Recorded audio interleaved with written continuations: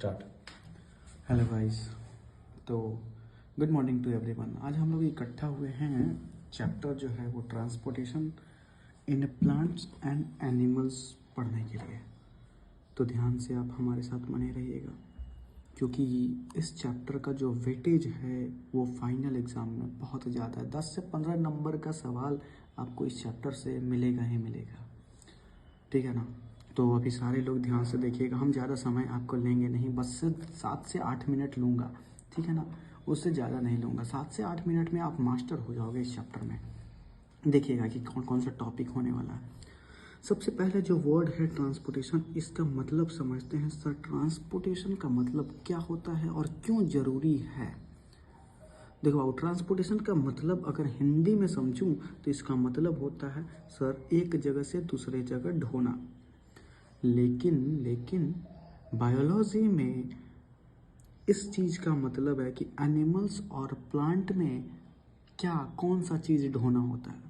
तो प्लांट में बाबू ढोना होता है sir carbon dioxide, CO2, oxygen और फूड प्लस वाटर। इन चीज़ों को एक जगह से दूसरे जगह पहुंचाना होता है। जैसे कि रूट्स पानी को तो खींच लिया, लेकिन कहाँ तक पहुंचाएगा? वो अपने किचन तक पहुंचाएगा। किचन कहने का मतलब लीव्स तक पहुंचाएगा। कौन? प्लांट्स। तो उसके लिए उसको ट्रांसपोर्टेशन सिस्टम चाहिए, क्योंकि एक जगह से दूसरे जगह वो लेके जा रहा है चीज़ों को। और ह्यूमन में क्या होता है? ह्यूमन में भी एक जगह से दूसरी जगह लेके जाया जाता है सामान को, लेकिन ह्यूमन में क्या हो जाएगा या एनिमल्स में किस चीज़ का ट्रांसपोर्टेशन होगा? सर, न्यूट्रिएंट्स का ट्रांसपोर्टेशन होगा। जहाँ जहाँ बॉडी ग्रोथ के लिए चाहिए होगा फैट, प्रोटीन, मसल्स ग्रोथ के लिए चाहिए होगा मिनरल्स, विटामिन्स, जहाँ जहाँ चाहिए होगा वो उस चीज़ को वो ट्रांसफ़र करेंगे, लोकेट करेंगे, एक जगह से दूसरे जगह पहुँचाएंगे। अब ये एक यमराज तो आएगा नहीं पहुंचाने, इसके लिए यहाँ उसको ट्रांसपोर्टेशन सिस्टम होगा पूरे बॉडी में जो एक जगह से दूसरी जगह पहुंचाएगा। न्यूट्रिएंट्स का सर वेस्ट प्रोडक्ट का ट्रांसपोर्टेशन, क्योंकि अगर वेस्ट प्रोडक्ट एक जगह जमा हो गया तो वो भी बहुत ज़्यादा हानिकारक है। वेस्ट प्रोडक्ट का भी ट्रांसपोर्टेशन करना और अपने शरीर से बाहर निकाल देना वेस्ट प्रोडक्ट को बाहर निकालना। फिर हमारा जो भी है हमारा और क्या क्या कर सकते हैं, हमारा फूड का ट्रांसपोर्टेशन करना, ये इन सब चीज़ों को ट्रांसपोर्टेशन करना होता है एनिमल्स में। तो ये जो वर्ड है ट्रांसपोर्टेशन, बस कीवर्ड पे ही ध्यान देंगे। ट्रांसपोर्टेशन का मतलब होता है sir transfer of substance from one location to another location. देखना, हम ज़्यादा अभी वास्ट नहीं कर रहे हैं, क्योंकि 7 से 8 मिनट में आपको ज़्यादा कुछ जानना ही नहीं है। बस जो इम्पॉर्टेंट होगा बाय द बुक मुझे वही जानना है। ट्रांसपोर्टेशन का अगर डेफिनेशन आएगा बस कीवर्ड लिखेंगे, transfer of substances from one location to another location. चलो, अब पूछिएगा सर ट्रांसफ़र तो होगा one location to another location. देखना, दो पूरे बायोलॉजी में आपको दो ही ऑर्गेनिज्म मिलेंगे। अभी आपको जानने का ही दो ही मतलब है। एक है सर एक ही सेल से बने हुए जो यूनिसेल्युलर कहलाते हैं। एक ही सेल होते हैं, सारे काम, खाना, डाइजेशन, सांस लेना, जो भी चीज़ होता है, रिप्रोडक्शन, वो सब एक ही सेल करेंगे, उसको बोलते हैं यूनिसेल्युलर ऑर्गेनिज्म। ये इतने स्लो में ट्रांसपोर्टेशन करते हैं ना, चीज़ों को इतने स्लो में पहुंचाते हैं पूरे बॉडी में, उस प्रोसेस का नाम होता है डिफ्यूज़न। अगर सवाल 1 नंबर में आएगा MCQ में तो आप लिखिएगा, पूछेगा सवाल कि यूनिसेलुलर ऑर्गेनिज्म में कौन सा प्रोसेस से ट्रांसपोर्टेशन होता है, तो हम बोलेंगे सर डिफ्यूज़न के प्रोसेस से होता है, ठीक है ना। By the process of diffusion substances के transfer from one location to another location in unicellular organism. लेकिन हम लोग जो एनिमल्स हैं, जो बहुत सारे सेल्स से मिलकर बने हुए हैं, मल्टी सेल्यूलर ऑर्गेनिज्म, ये मल्टी सेल्यूलर ऑर्गेनिज्म में चीज़ें इतना स्लो में काम करेगी तो हम लोग तो मर जाएंगे। मान लीजिए कि हमारा ब्लड कहीं पे कटा, पूरा स्किन में कहीं रप्चर हुआ, प्लेटलेट्स वहाँ पे आने में बहुत समय लगा दिया, वहाँ पे एक लेयर बना ही नहीं, बहुत ज़्यादा ब्लड लॉस हो जाएगा और हम मर जाएंगे। इसीलिए मल्टी सेलुलर ऑर्गेनिज्म में बहुत चीज़ें फास्ट में ट्रांसफ़र करनी पड़ती है। इसके लिए इसके पास 2 सिस्टम है। दो सिस्टम है जो अपना अलग अलग ट्रांसफ़र करते हैं, लेकिन देखते हैं वही दो सिस्टम के बारे में। मल्टीसेलुलर ऑर्गेनिज्म में जो हम लोग हैं, जो एनिमल्स करते हैं ट्रांसपोर्टेशन, ये बाय द प्रोसेस ऑफ दो सिस्टम होते हैं। एक होता है सर्कुलेटरी सिस्टम, देखना नाम में ही है सर्कुलेटरी सिस्टम। एक बहुत ही, आप लोग जो भी कम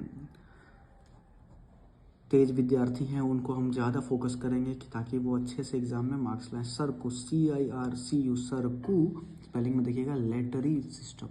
और एक और जो सिस्टम है उसका नाम है EX, वो वाला एक्स नहीं, EX, excretory, CRETOR, excretory system. दोनों सिस्टम है लेकिन काम अलग अलग।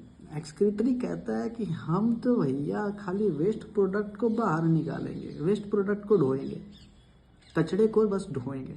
सर्कुलेटरी कहता है कि मैं तो भैया जो जो प्योर सब्सटेंसेस है, जो इम्पोर्टेंट है बॉडी के लिए, वो मैं ढोऊंगा।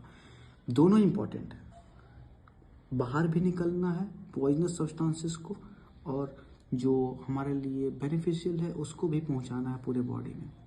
अभी मेन फोकस करते हैं हम लोग सर्कुलेटरी सिस्टम के बारे में। देखना, सर्कुलेटरी सिस्टम में अकेला नहीं हीरो है, इसमें 3 सब हीरो मिले हुए हैं।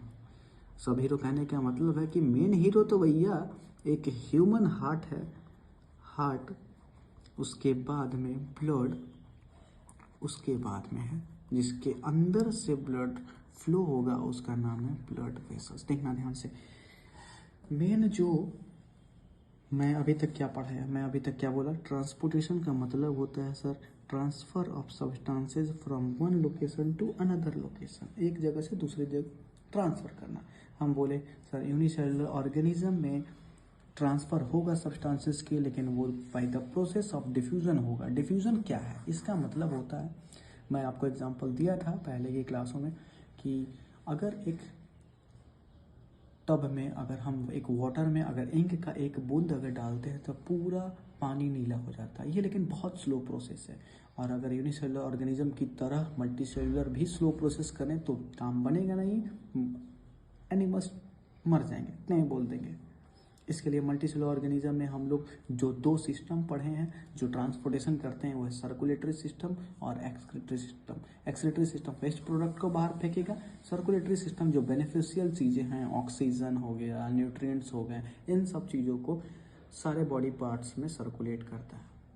लेकिन सर्कुलेटरी सिस्टम अकेला नहीं, ये 3 आदमियों से, 3 कंपोनेंट से, मेन कंपोनेंट बोलेंगे, 3 कंपोनेंट से मिलकर बना हुआ रहता है, जिनमें सबसे मेन जो हीरो है हमारा वो है हार्ट, ये ह्यूमन हार्ट। इसके लिए मैं एक क्लास लूँगा जो कि 5 मिनट का होगा, ज़्यादा नहीं। ह्यूमन हार्ट, पूरा फिगर कैसे बनाते हैं हार्ट का, कैसे वो वर्क करता है, कितने चैम्बर होते हैं, सब हम लोग जानेंगे, कैसे वो पंप करता है, सब हार्ट के बारे में। लेकिन अभी हम लोग पढ़ते हैं ब्लड के बारे में। ब्लड हेडिंग डाल दीजिएगा आप लोग भी कि ब्लड, BLOD, तुम मुझे खून दो मैं तुम्हें आज़ादी दूंगा। ब्लड, देखिए ब्लड ड्रॉपलेट के फॉर्म में होता है, कहीं भी देखोगे ब्लड ड्रॉप में होता है। ब्लड के बारे में जानते हैं, चलो